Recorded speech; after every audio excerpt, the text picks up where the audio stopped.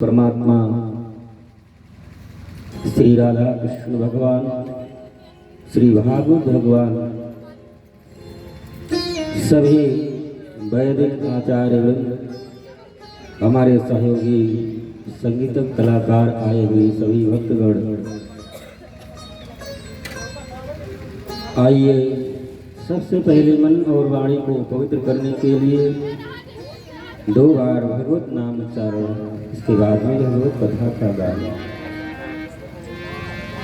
जय जय गोविंद गोविंद गोपाला, जय जय गोविंद गोविंद गोपाला, जय जय गोविंद गोविंद गोपाला,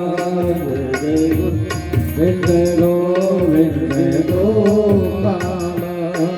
भज मुरली मनोहर नंद लाला, भज मुरली मनोहर गोपाला, भज मुरली मनोहर नंद लाला, भज मुरली मनोहर नंद लाला। जय जय गोविंद गोविंद गोपाला, जय गोविंद गोविंद गोपाला, जय गोविंद गोविंद गोपाला, जय गोविंद गोविंद गोपाला। भाव से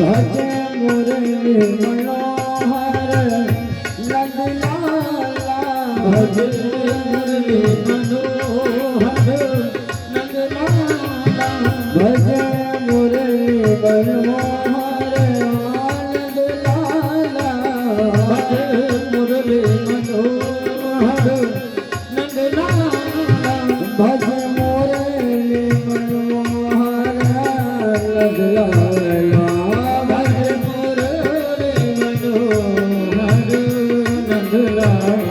जय गोविंद गोविंद गोपाला, जय गोविंद गोपाला, जय गोविंद गोविंद गोपाला, जय गोविंद गोविंद गोपाला। श्री राधे राधे गोविंद गोविंद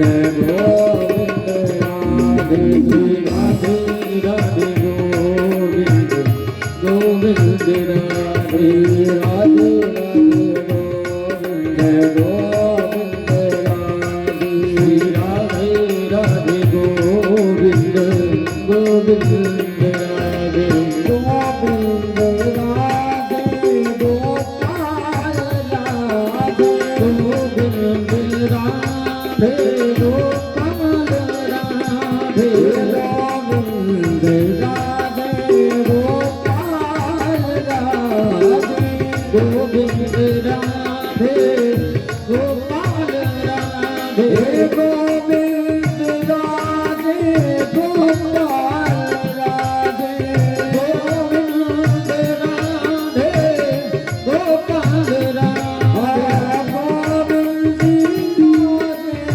गोपाल राधे, गोविंद राधे गोपाल राधे, गोविंद राधे गोपाल राधे, गोविंद राधे गोपाल राधे, राधे राधे गोविंद गोविंद राधे, राधे राधे गोविंद गोपाल राधे, राधे राधे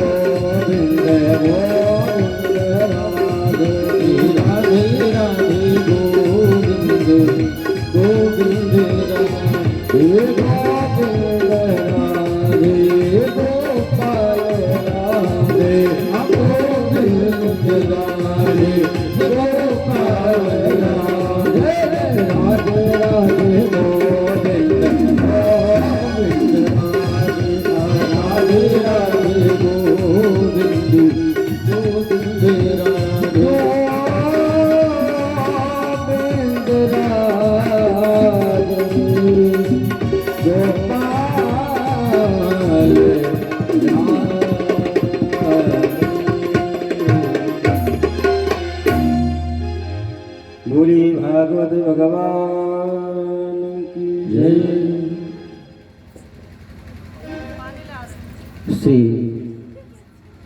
श्रीमद् भागवत सप्ताह ज्ञान महायज्ञ के तृतीय दिवस की बेला में श्री भागवत भगवान की असीम अनुकंपा से आज हम आप पुनः श्रीमद् भागवत कथा श्रवण गान करने के लिए बैठे।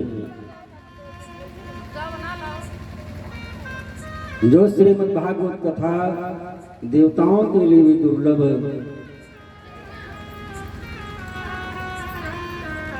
तो श्रीमद् भागवत कथा आज भगवान की कृपा से हम आपको श्रवण गान करने का अवसर प्राप्त हुआ। कल के सत्र में आप लोग श्रवण कर रहे थे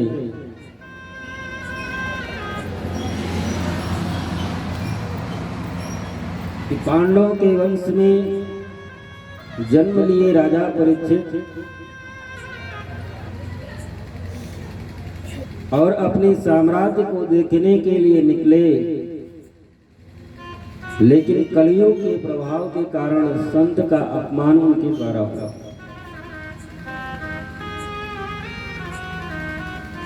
संत का अपमान होने के कारण उनको श्राप लगा कि आज के 7वें दिन तक्षक सर्प डसेगा, मृत्यु होगी।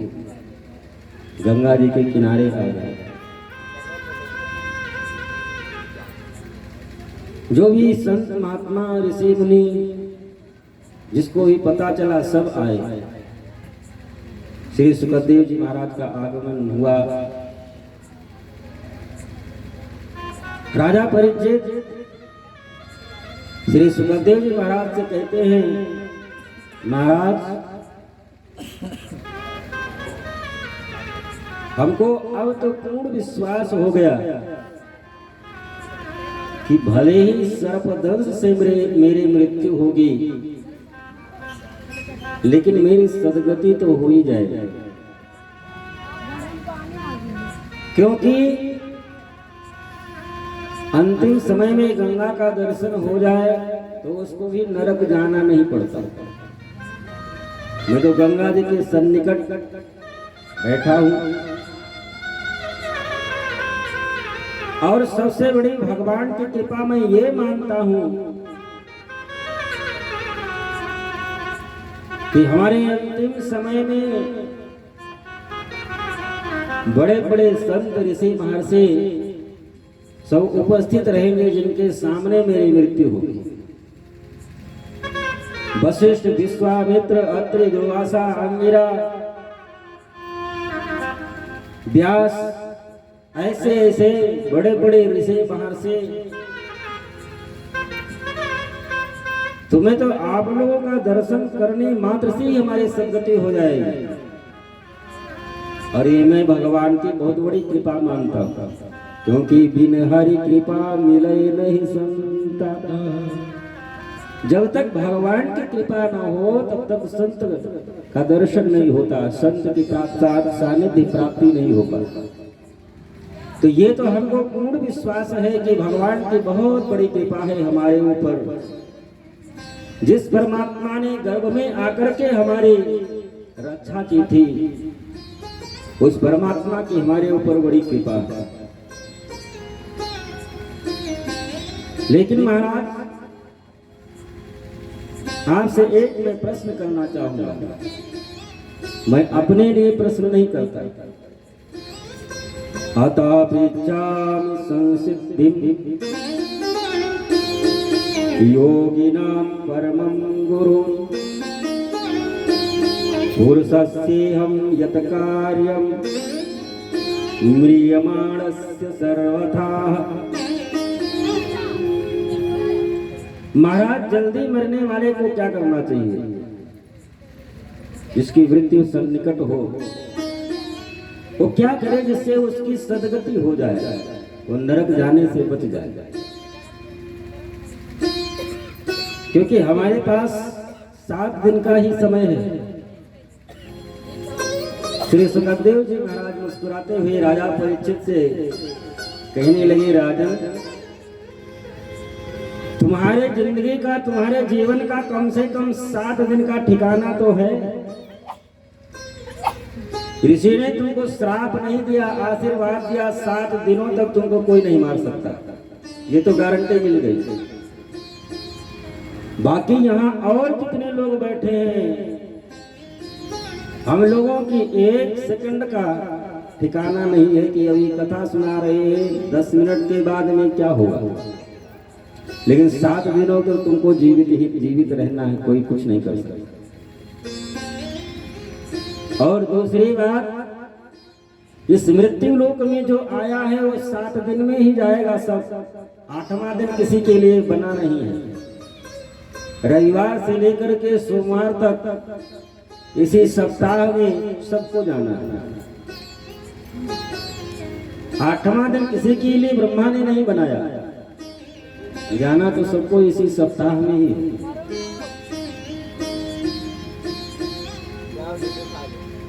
श्री सुखदेव जी महाराज कहते हैं कि राजन, तुम्हारे लिए तो 7 दिन का समय है।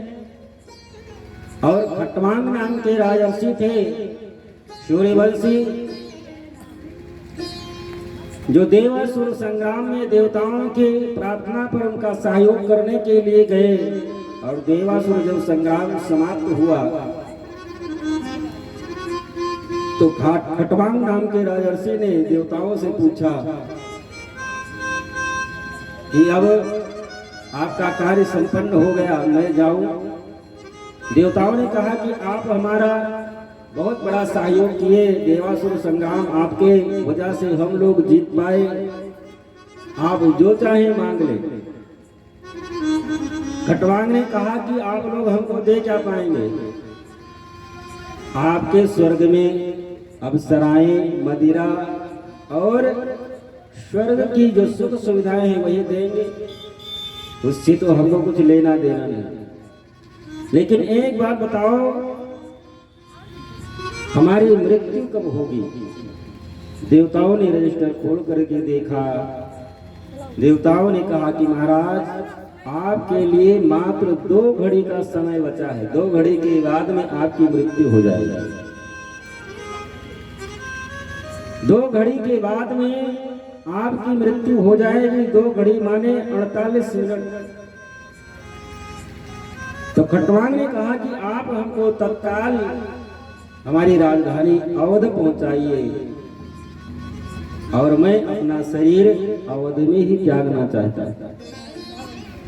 खटवांगो नाम राजर्षि ज्ञात्वे यत निहायुषा मुहूर्त सर्वम उत्सृज्य गतवान भयम हरि।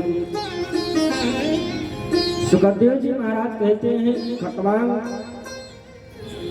राजा ने 2 घड़ी में ही अपनी सदगति कर ली और भगवत धाम को प्राप्त की। और आपके लिए तो 7 दिनों का समय है। श्री सुखदेव जी महाराज कहते हैं कि भगवत प्राप्ति करने के लिए सबसे पहले परमात्मा में मन लगाओ। परमात्मा में मन कैसे लगे? क्योंकि मन तो बड़ा चंचल है। जब भी वैसे चाहे मन ना भगे, लेकिन पूजा पाठ करने के लिए बैठो तो ये तो पूरा वर्ल्ड का दर्शन कराएगा। जहां जहां आप गए हैं ये वहां वहां तुरंत पहुंचाएगा। तो श्री सुखदेव जी महाराज कहते हैं कि राजन, तस्माद् भारत सर्वात्मा सर्वात्मा भगवान ईश्वरो हरि। मन भाग रहा है तो मन को भागने दो। मन को यदि कंट्रोल करोगे, कंट्रोल करना चाहोगे, इसको रोकना चाहोगे तो और बिगड़ जाएगा। क्योंकि मन की गति इतनी तेज है कि आप जहां जहां पूरे जीवन में गए हैं, 1 मिनट में जहां जहां गए सब जगह आपको दिखा देगा, सब जगह पहुंच जाएगा। इतनी तेज गति है। तो श्री सुखदेव जी महाराज कहते हैं कि राजन मन को रोको मत, जहां जा रहा है इसको जाने दो। करना क्या है? तस्माद भारत सर्वात्मा भगवान ईश्वरो हरि, जहां भी ये जाए वहीं पर ही भगवान का दर्शन कराओ। ये बॉम्बे जा रहा है, जाने दो, इसको बॉम्बे में ही भगवान का दर्शन कराओ। ये जहां भी जाए वहीं पर भगवान का दर्शन कराओ। लेकिन भगवान के प्रति प्रेम कैसे हो? क्योंकि भगवान के जब तक भगवान के प्रति प्रेम नहीं होगा तब तक भगवान में मन तो लगेगा नहीं। तो भगवान के प्रेम कैसे, भगवान के प्रति प्रेम कैसे हो, भगवान में मन कैसे लगे, उसके लिए श्री सुखदेव जी ने बताया। श्रोतव्या, भगवान की कथा को श्रवण करो। भगवान की कथा सबसे पहले बताए कि भगवान की कथा सुनो। भगवान की कथा सुनने से क्या होगा? भगवान की जब कथा सुनेंगे तो भगवान के बारे में जानकारी होगी। भगवान का स्वरूप कैसा है, भगवान का स्वभाव कैसा है, भगवान करते क्या है। और जब भगवान के बारे में पूर्ण रूप से जानकारी हो जाएगी तो धीरे धीरे भगवान के प्रति प्रेम हो जाएगा। क्योंकि जब तक आप जानेंगे नहीं तब तक प्रेम होगा नहीं।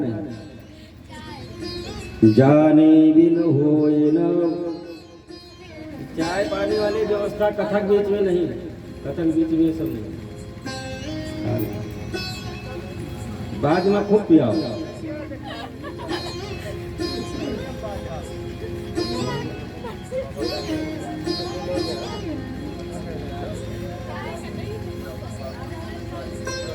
श्री सुखदेव जी महाराज कहते हैं कि परमात्मा जब तक भगवान को जानोगे नहीं तब तक भगवान के प्रति प्रेम होगा नहीं। क्योंकि संसार में ये अपने भारतवर्ष की ही जनसंख्या 140 करोड़ है। तो क्या 140 करोड़ लोगों के प्रति आपका प्रेम है? नहीं होगा। प्रेम इतने लोगों के प्रति होगा जिनको आप जानते होंगे और बढ़िया से जानते होंगे, जिनसे अपना प्रेम व्यवहार होगा, उसी के प्रति प्रेम होगा, उसी के प्रति श्रद्धा होगी। लेकिन जिसको आप जानते ही नहीं, जिसके बारे में आप बढ़िया से जानते नहीं, उससे क्या लगाव होगा। इसलिए श्री सुखदेव जी महाराज कहते हैं कि राजा सबसे पहले परमात्मा को जानने के लिए भगवान के चरित्र को श्रवण करो। चरित्र को श्रवण करोगे तो भगवान के बारे में जानकारी प्राप्त होगी। और जब तक जानकारी प्राप्त होगी नहीं तब तक प्रेम होगा नहीं। जाने बिन होए नहीं प्रीति, जाने बिन होए परप्रीति, जाने बिन ना होए परप्रीति, जाने बिन ना होए परप्रीति, जाने बिन ना होए परप्रीति, बिन परप्रीति होए नहीं प्रीति, बिन परप्रीति होए नहीं प्रीति, जाने बिन ना होए परप्रीति।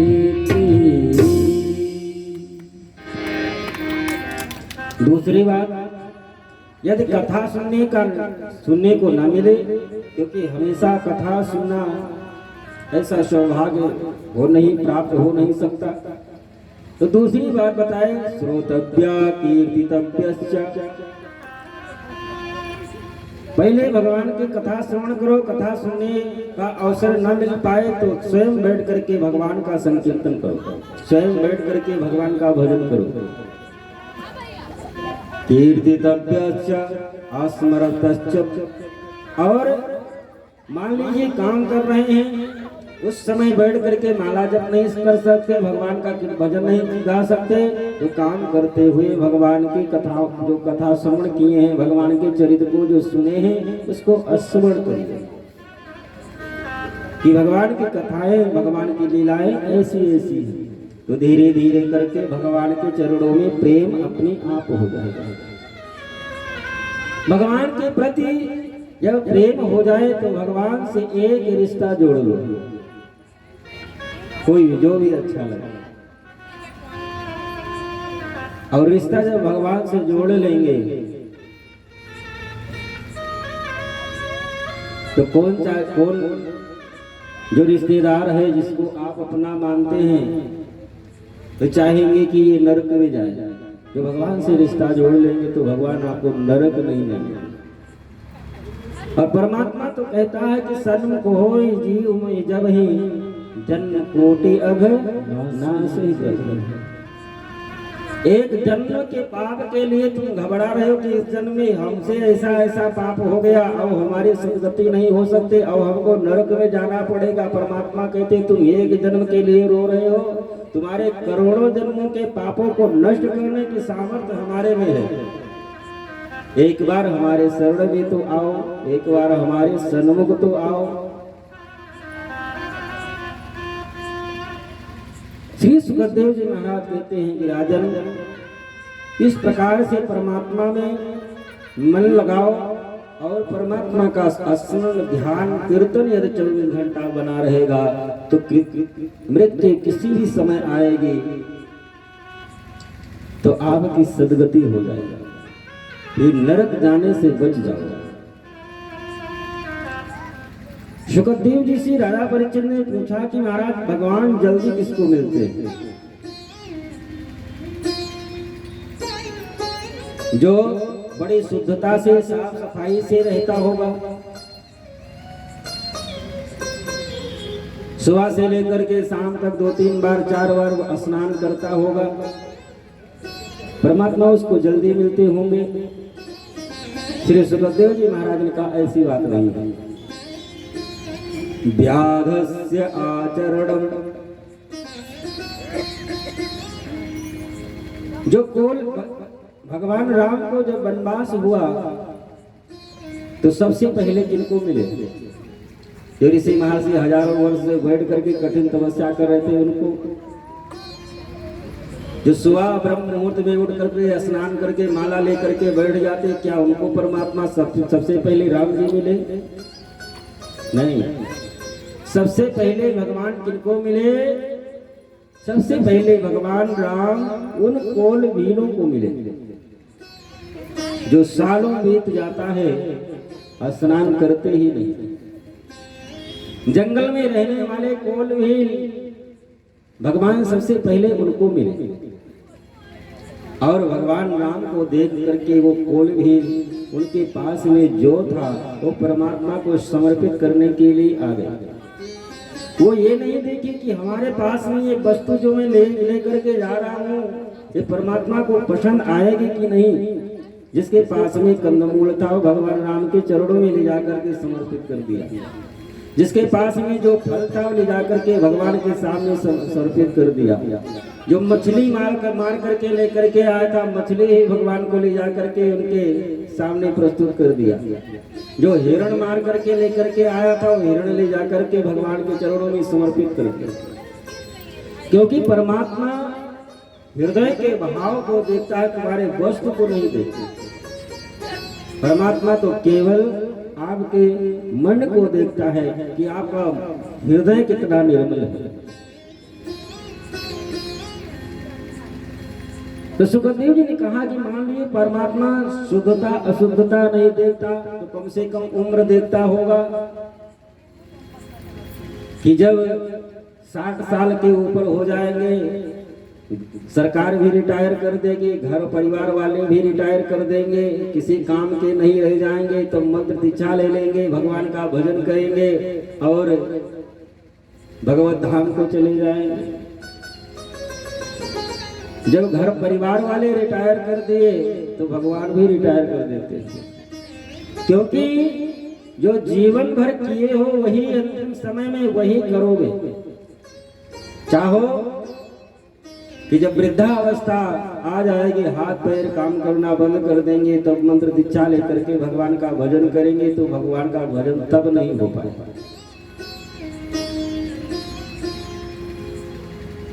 श्री सुखदेव जी महाराज कहते हैं कि राजन भगवान उम्र नहीं देते, ध्रुवस्य च वयो।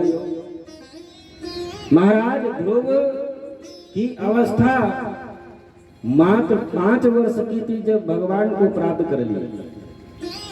ध्रुव जी महाराज 5 वर्ष की अवस्था में ही भगवान को प्राप्त कर लिए। और सुखदेव जी महाराज कहते हैं परीक्षित तुमको तो गर्भ में ही भगवान का दर्शन प्राप्त हो गया। भगवान उम्र नहीं देखते, तो जो बहुत पढ़ा लिखा विद्वान होता होगा उसको भगवान जल्दी मिलते होंगे, क्योंकि वो ज्ञानी है, धर्म पुराण शास्त्र का ज्ञान उसको है, बढ़िया से मंत्र बोल सकता है, वेद पुराण शास्त्र का वो बढ़िया से गायन कर सकता है। जो विद्वान होगा भगवान उसको जल्दी मिलते होंगे। गजे विद्या गजेंद्रस्य का, गजेंद्र कौन से विद्यालय में पढ़ने के लिए गया था, कौन से यूनिवर्सिटी से वो डिग्री लेकर के आया था, बेचारा तो पशु था। उसको तो अपने पराये का ही नहीं ज्ञान था, जात का पशु था, लेकिन प्रेम से परमात्मा का स्मरण किया। उस गजेंद्र को भी भगवान प्राप्त हुए। भगवान ना तो शुद्धता सफाई देखते, ना भगवान उम्र देखते, ना तुम्हारे अंदर ज्ञान है अज्ञानी है, परमात्मा ये भी नहीं देखते। तो कम से कम जात पात तो परमात्मा देखते होंगे। जो बढ़िया उच्च कुल में जन्म लिया होगा परमात्मा उसी को प्राप्त होते होंगे। ऐसी भी बात नहीं है। काजाति विदुरस्य यादव पते, विदुर जी महाराज तो दासी के पुत्र थे, लेकिन भगवान उनके यहाँ भी जाकर के साग आए। तो भगवान कम से कम रूप देखते होंगे। भगवान रूप वो ऐसा भी नहीं देखते कि ये रूपवान है कि रूप है। उपजाया किम रूपम अधिकम, मान लीजिए परमात्मा ये सब नहीं देखते, लेकिन कम से कम धनवानों को जल्दी मिलते होंगे, जिनके पास में धन संपत्ति है, क्योंकि धन से ही धर्म होता है। धन है तो उसके द्वारा ही कथा का आयोजन, यज्ञ अनुष्ठान, पूजा पाठ, धन है तो जो कुछ चाहे वो कर सकता है। धन है तो तीर्थ यात्रा कर सकता है, धन है तो वो सब कुछ पूजा अपने यहाँ बड़े बड़े यज्ञों का आयोजन भी करवा सकता है। परमात्मा धनवानों को जल्दी मिलता है। सुखदेव जी महाराज ने कहा किम तत् सुदामो धनम, सुदामा जी महाराज को परमात्मा ने अपने गले से लगाया, उनके चरणों को धो करके पिया। सुदामा जी के पास में कौन सा धन संपत्ति था, वो तो बेचारे हफ्तों बीत जाता था, उनके घर में चूल्हा ही नहीं जलता था। तो परमात्मा मिलते किसको हैं? सबसे पहले भक्त्या तुष्यन्ति केवलम परमया भक्ति प्रियो माधवा। परमात्मा तो केवल जो परमात्मा तो केवल हृदय देखता है, तुम्हारा हृदय कैसा है। परमात्मा वस्तु नहीं देखता, परमात्मा तो क्यों केवल ये देखता है तुम्हारा हृदय कैसा है। निर्मल मन जन सो मोहि पावा, निर्मल मन जन सो मोहि पावा, निर्मल मन जन सो मोहि पावा, निर्मल मन जन सो मोहि पावा, निर्मल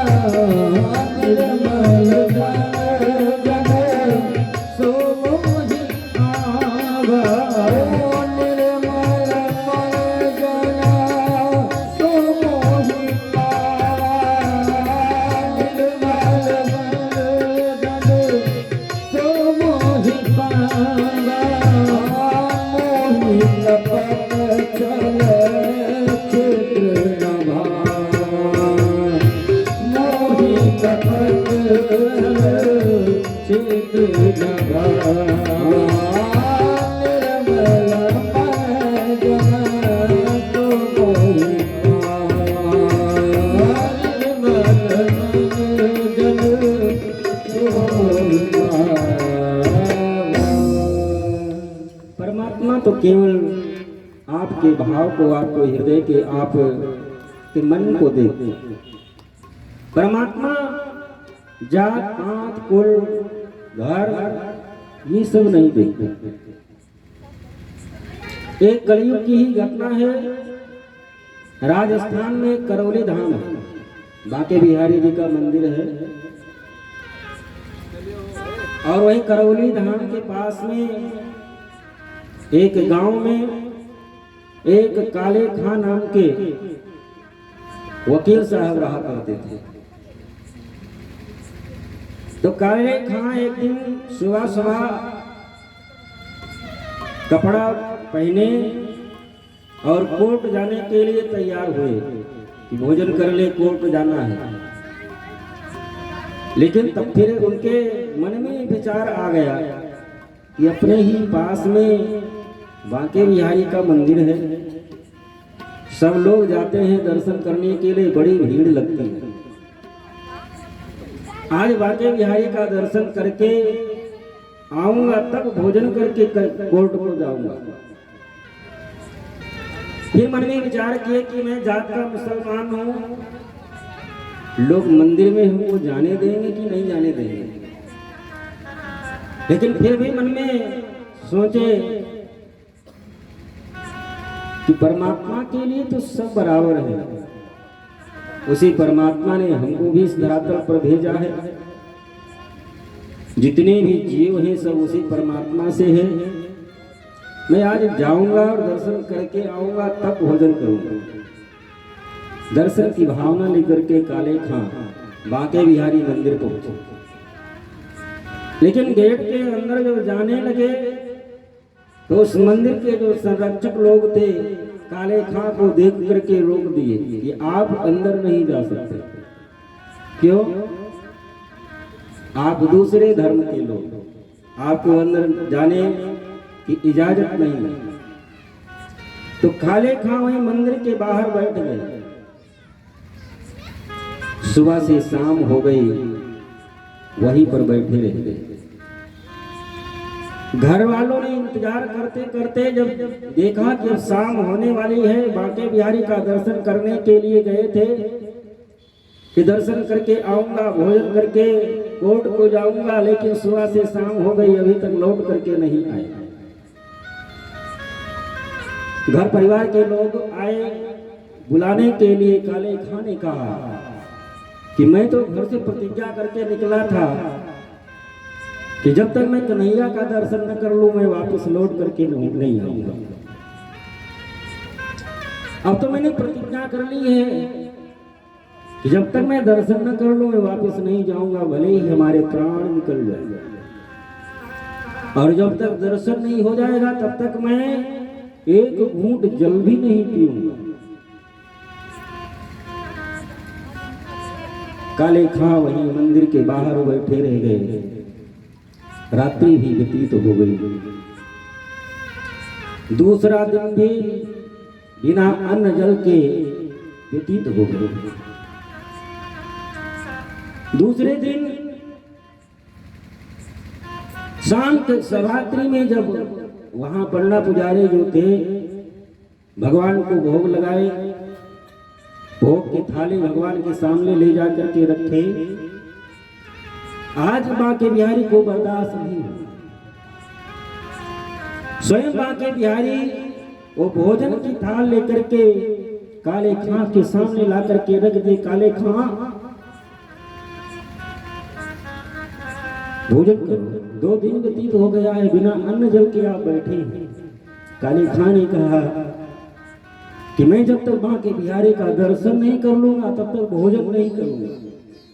हमको अन्न की बात छोड़ो, मैं जल भी नहीं पी सकता, क्योंकि मैंने प्रतिज्ञा कर ली है कि जब तक मैं बांके बिहारी का दर्शन न कर लूं हमको अन्न जल ग्रहण नहीं करना। बांके बिहारी ने भगवान ने कहा कि बांके काले खां आंख खोल करके देखो तो मैं बांके बिहारी ही हूं।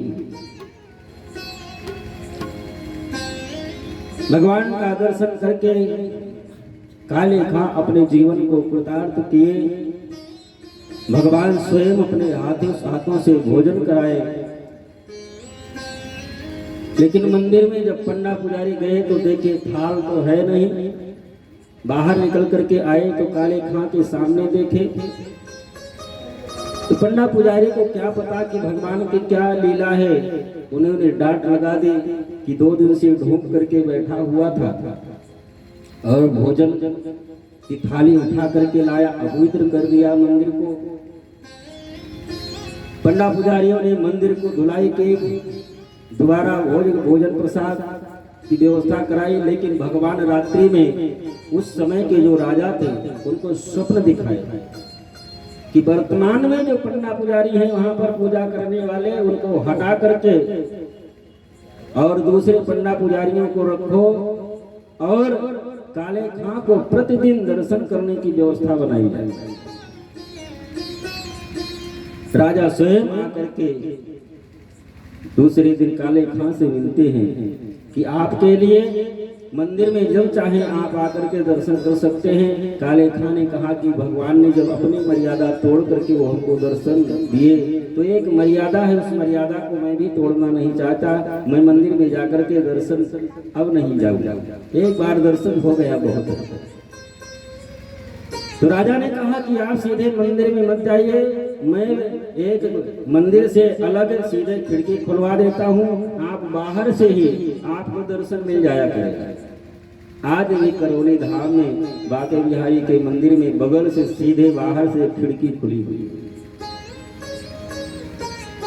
तो परमात्मा जात पात नहीं देखता, परमात्मा रूप रंग नहीं देखता, परमात्मा आपके पास में कितना धन संपत्ति वैभव है वो भी नहीं देखता। परमात्मा तो केवल आप में भाव कैसा है, आपका हृदय कैसा है, परमात्मा तो केवल आपके भाव को देखता है। आइए 2 बार भगवत नाम चरण, इसके बाद में आगे की कथा। राम सिया राम सिया राम जय जय राम, राम सिया राम जय जय राम, राम सिया राम जय जय राम, राम सिया राम जय जय राम। रघुबर की इशारा हो जाए, सिया राम सिया राम जय जय राम, सिया राम तेरे राम है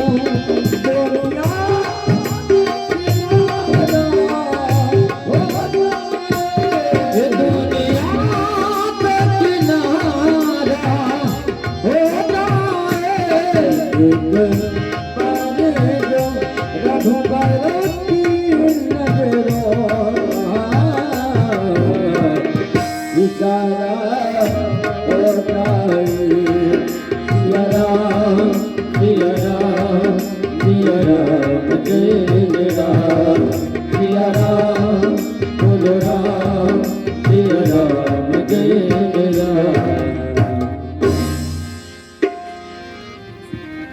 परमात्मा तो केवल भाव देखता है। श्री सुखदेव जी महाराज कहते हैं कि राजन, आपके ही कुल खानदान में महाराज विदुर जी हुए, जो बहुत बड़े महात्मा हुए।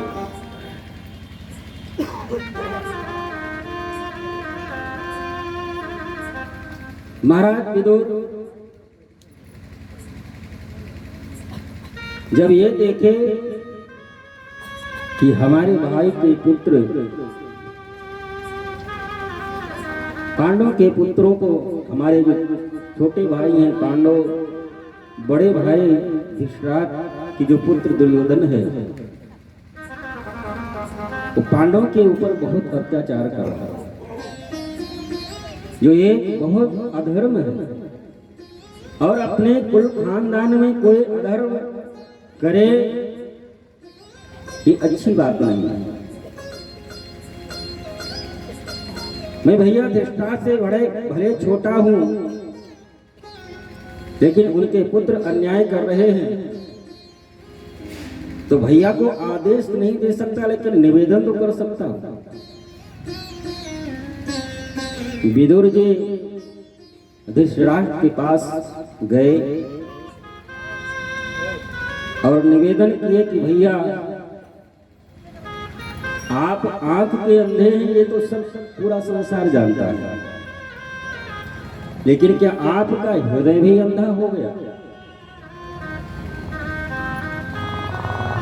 क्या आपको इतना धर्म अधर्म का ज्ञान नहीं रहा कि आप के छोटे भाई के ही पुत्र हैं पांडव, और आपका पुत्र दुर्योधन जो इतना बड़ा अत्याचार दुराचार उनके ऊपर कर रहा है। द्रौपदी को सभा में लेकर के आया, नंगी करने का प्रयास किया, लच्छाग्रह में जलाने का प्रयास किया, लट्टू में जहर मिला करके दिया कि जहर खा करके इनका प्राणांत हो जाए। 12 वर्ष का वनवास, 1 वर्ष का अज्ञातवास, और वो भी जब पूर्ण करके आ गए तो क्या इस साम्राज्य में उनका अधिकार नहीं है? वैसे वो एक संपूर्ण साम्राज्य के आधे के अधिकारी हैं, लेकिन क्या वो सुख पूर्वक इस साम्राज्य में रह भी नहीं सकते? आप अपने पुत्र को समझाइए, वो अनर्थ कर रहा है, ये अधर्म है। यदा तु राजा स्वासुतान साधून पुष्करान धर्मेण विनिष्ट दृष्टि, वो अधर्म पर चल रहा है। आपकी विनष्ट दृष्टि, आपकी बाहर की दृष्टि तो बाहर फूटी हुई है, सब जानते हैं, लेकिन कम से कम आप अपने हृदय से तो सोचिए। भ्रातुर्यविष्ठस्य सुतान् विबन्धुन् प्रवेशै लाचा भवने ददाह। विदुर जी धृतराष्ट्र को समझा रहे थे, दुर्योधन तब तक आ गया। दुर्योधन ने बात जब सुनी तो विदुर जी को डांट करके बोला कि आप हमारे यहाँ मंत्री पद पर तभी तक हैं जब तक हमारी कृपा है, और हमारे ही कृपा पात्र बन करके मैंने ही तुम आपको मंत्री पद पर अवसर किया, और आप ही हमारे खिलाफ हमारे पिताजी को भड़का रहे हैं। काका जी ये उचित नहीं है। दुर्योधन विदुर जी को थोड़ा डांट लगा दी। विदुर जी महाराज उसी दिन अपने पत्नी को लेकर के, विदुरानी को लेकर के महल के बाहर निकल गए। सा निर्गता कवरो पुण्य लब्धो। श्री सुखदेव जी महाराज कहते हैं कि विदुर जी महाराज जिस समय हस्तिनापुर से निकले तो लगता है कि समस्त कौरव के पुण्य को लेकर के साथ गए। सा निर्गता कवरो पुण्य लब्धो, संपूर्ण पुण्य को लेकर के ही चले गए। जिस प्रकार से विभीषण जी महाराज जब लंका से निकले तो बाबा गोस्वामी तुलसीदास ने लिखा, अस कहीं चला विभीषण जगहि, अस कहीं चला विभीषण जगहि, अस कहीं चला विभीषण जगहि, अस कहीं चला विभीषण जगहि।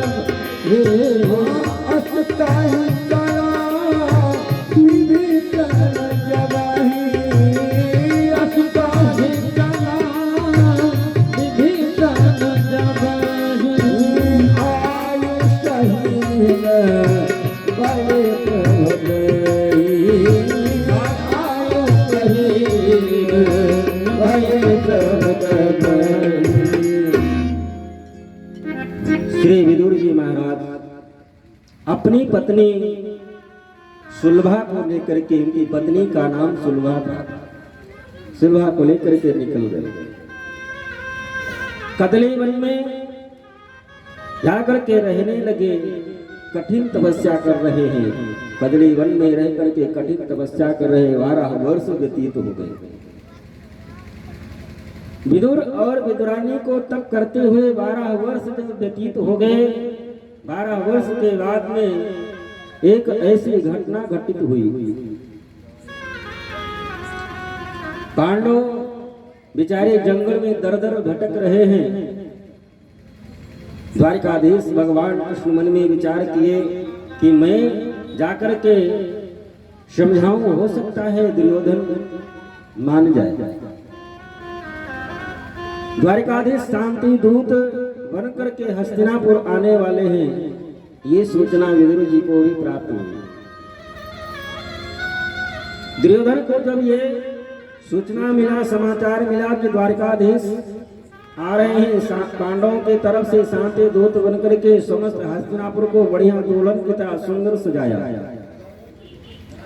उनका स्वागत सत्कार करने के लिए दोनों तरफ पुष्पवृष्टि करने के लिए लोगों को खड़ा किया, उनकी आरती करने के लिए लोगों को बढ़िया सुंदर व्यवस्था बनाई। द्वारिकाधीश आ रहे हैं। विदुर जी महाराज को ये पता चला, अपनी पत्नी सुलभा से कहे कि आज कल द्वारिकाधीश आने वाले हैं, लेकिन अब उनसे मुलाकात कैसे हो पाएगी, क्योंकि अब हमारा मंत्री पद भी नहीं रहा, मैं तो जंगल में रह रहा हूँ, मैं उनका कोई स्वागत सत्कार भी नहीं कर सकता, क्योंकि उस योग में नहीं हूँ। जंगल में हमारे पास कुछ है नहीं कि जिससे अपने परमात्मा का मैं स्वागत कर सकूं। विदुरानी ने कहा कि हमारे पास कुछ है नहीं उस परमात्मा का स्वागत सत्कार करने का, लेकिन कम से कम दर्शन तो कर सकते हैं। दर्शन करने में तो कुछ लगेगा नहीं। सभी हस्तिनापुर वासियों के साथ मैं भी चल करके दर्शन करूंगी। विदुर विदुरानी भी जहां पर सब लोग खड़े हुए थे लाइन से, वो भी आकर के खड़े हुए। द्वारकाधीश भगवान कृष्ण का रथ हस्तिनापुर में प्रवेश किया। सभी लोग फूलों की वृष्टि कर रहे हैं, आरती सजा करके आरती कर रहे हैं। विदुर विदुरानी भगवान का दर्शन किए, उनका मन मयूर नृत्य करने लगा। परमात्मा का दर्शन प्राप्त हुआ। भगवान की निगाहें भी अपने भक्त को ही ढूंढती हैं। द्वारकाधीश भगवान कृष्ण की निगाह विदुर विदुरानी पर पड़ी, बहुत प्रसन्न हुई। महल में प्रवेश करते हैं। बढ़िया सुंदर रत्नों से जड़ित स्वर्ण सिंहासन पर द्वारकाधीश भगवान कृष्ण को दुर्योधन ने बैठाया। आपस में वार्ता होने लगे।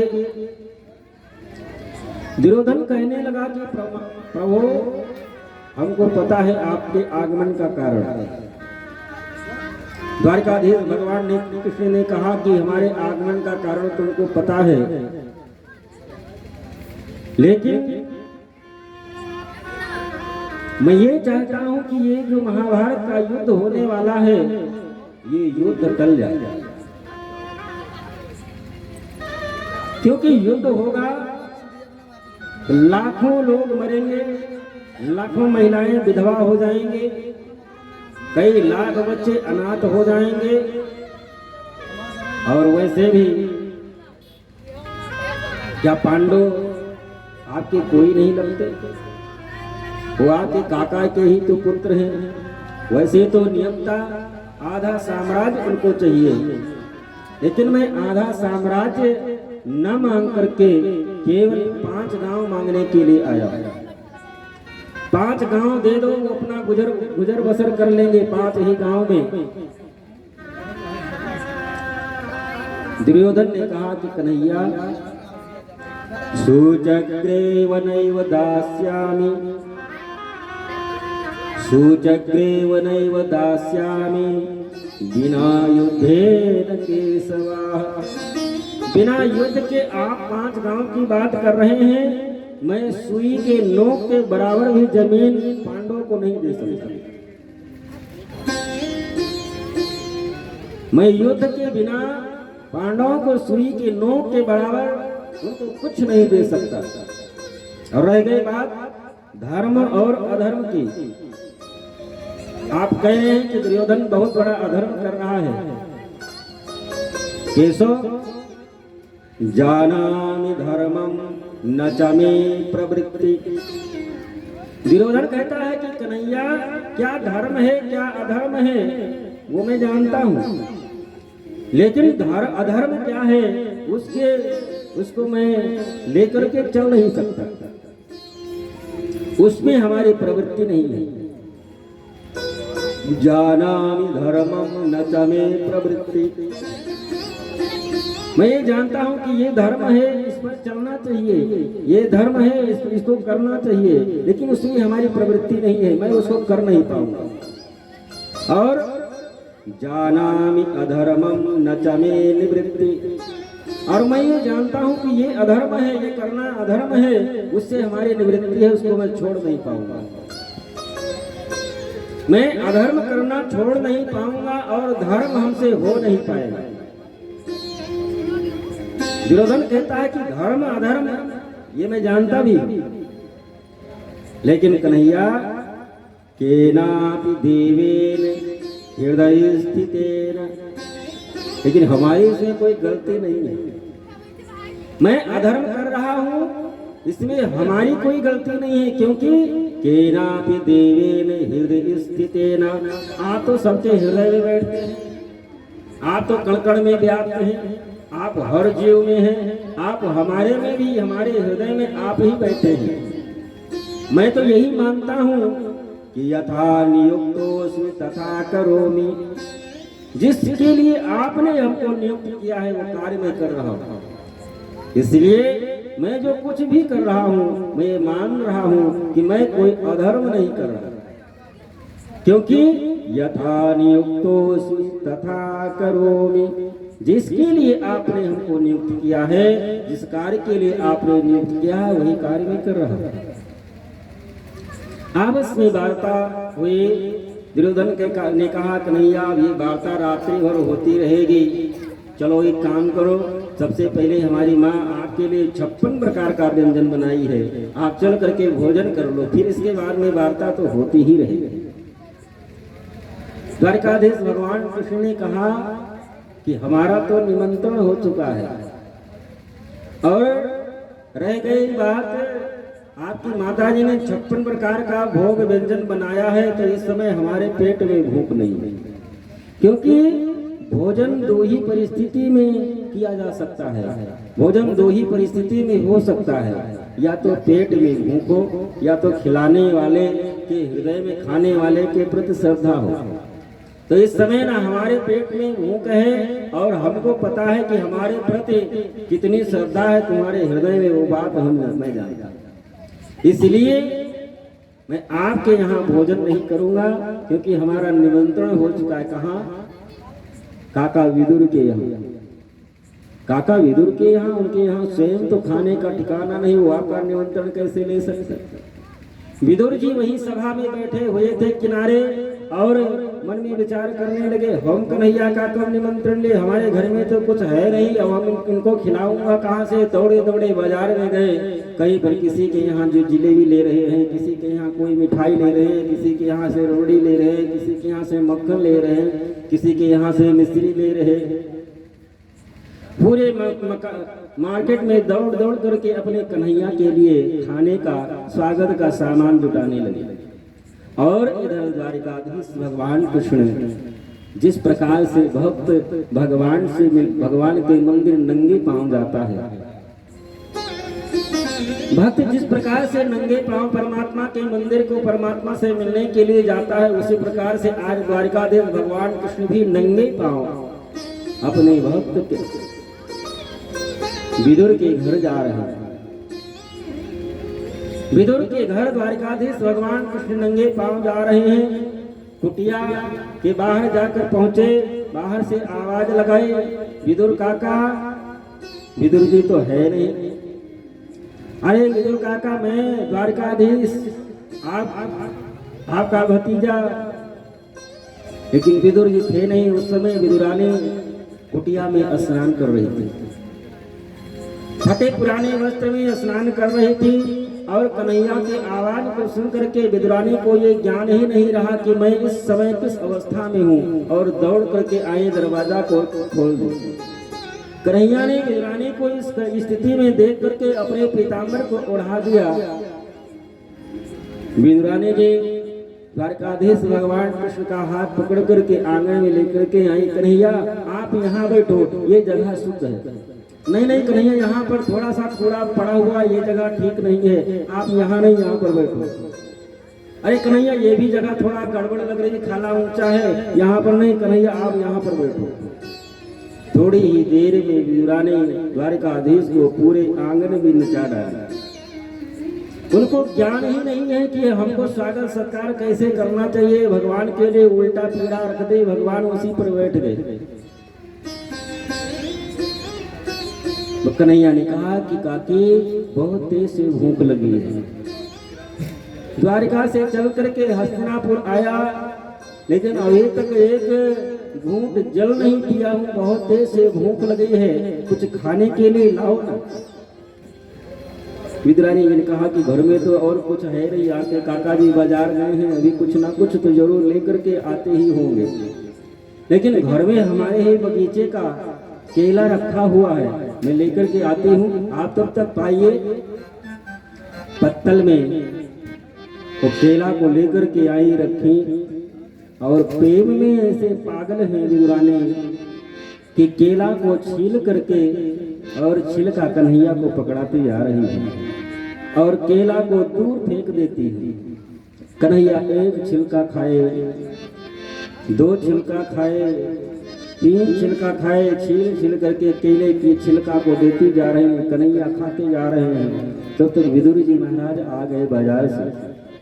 आकर के जब ये देखा कि विदुरानी इतनी पागल हो गई है कन्हैया के प्रेम में कि ये केला को तो दूर फेंक रही है, छिलका आज पहली बार परमात्मा हमारे आंगन में आया, हमारे कुटिया में आया, और वो भी तीनों लोगों का मालिक, और ये पागल इतनी हो गई कि केले की छिलका दे रही है, खिला रही है।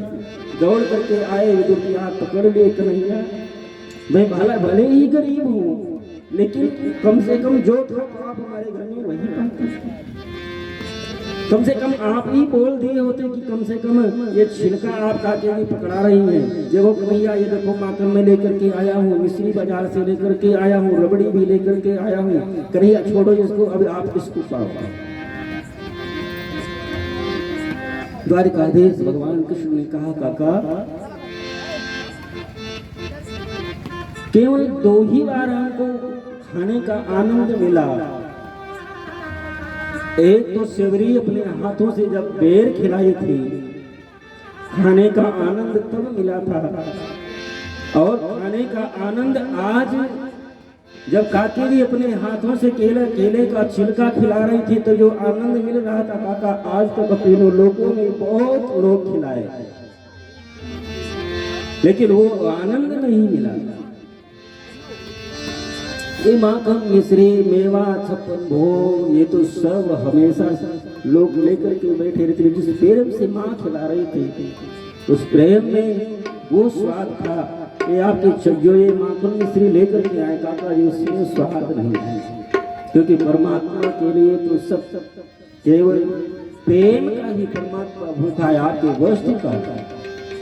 सबसे ऊंची ये प्रेम सताई, सबसे ऊंची प्रेम सताई।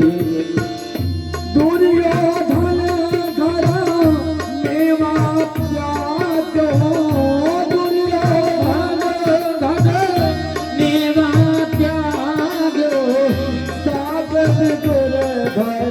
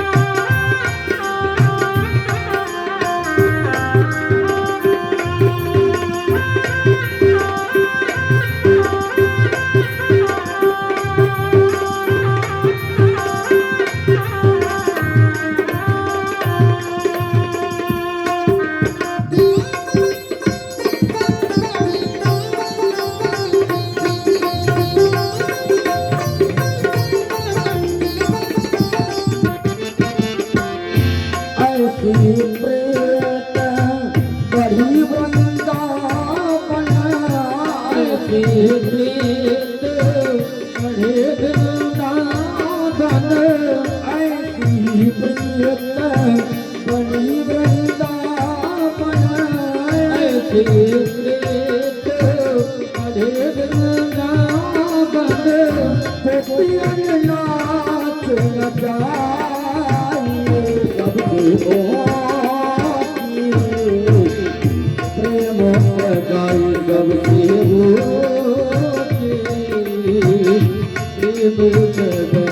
सबसे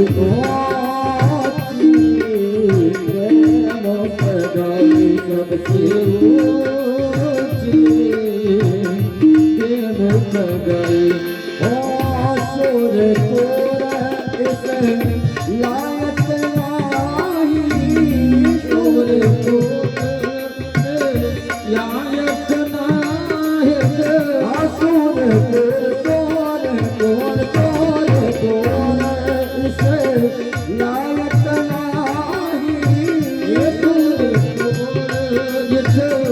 नाही कहीं कहीं आग बढ़ाई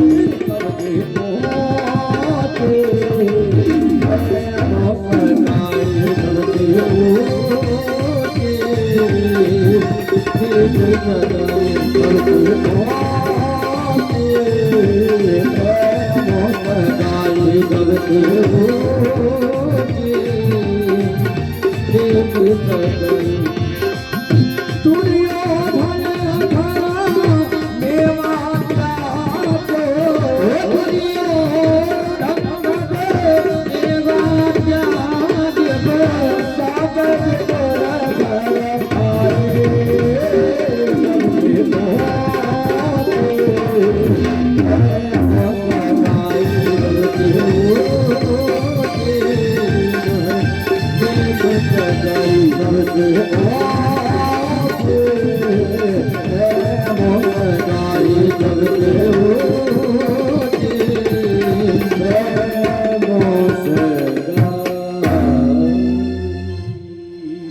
बोले भक्त और भगवान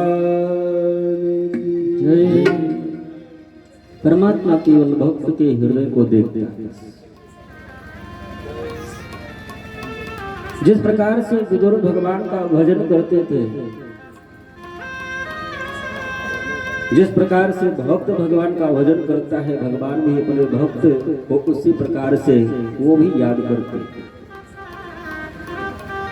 श्री सुखदेव जी महाराज कहते हैं कि राजन, जब भगवान द्वारकाधीश अपने लीला का संवरण करके स्वधाम जाने लगे तो उद्धव जी उस समय पास में थे। उद्धव जी से द्वारकाधीश भगवान विष्णु ने कहा